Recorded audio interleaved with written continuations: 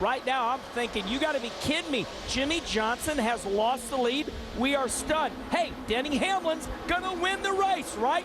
Hold on, race fans. Hold your breath, because now we're door-to-door, handle-to-handle, $1 million. When your car gets loose, you don't let out.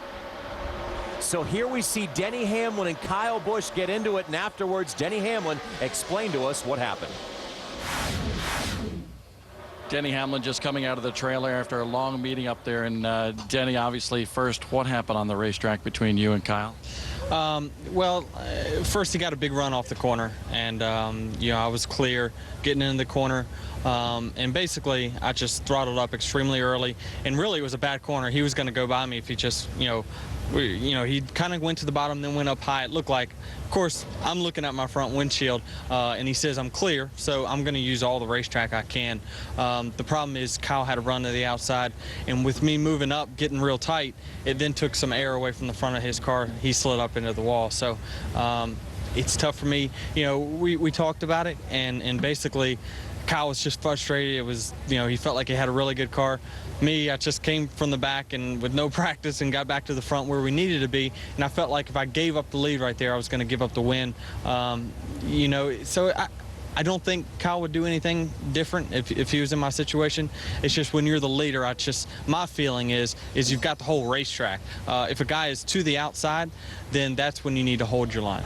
You and Kyle in the conversation with both Gibbs boys in there. I mean, did you guys finally come to an agreement of what happened up there?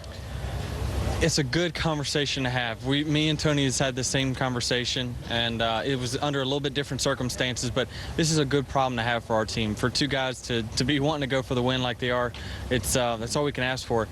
Myself, I'm so confident that one of the two of us are going to win that 600 next weekend. It was a good meeting. Kyle was fiery at the beginning and calmed right down at the end. So I think it's just kind of his personality, and me, I'm a little bit more reserved and kind of quiet about it. But I think it's just two guys, teammates that happen to be teammates going for a race win right there. Positive, as he said, coming out of this is the fact that both Gibbs cars are good for the 600. That's where you begin to stretch it.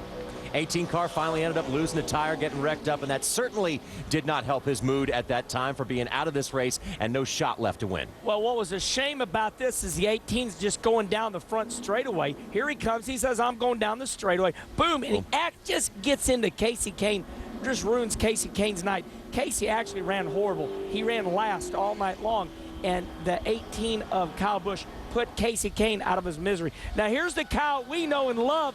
Okay, let's look how mad he is. Oh, God. Boom. Oh, I love it. I love it. Dude's car got a little dinged up in the process there.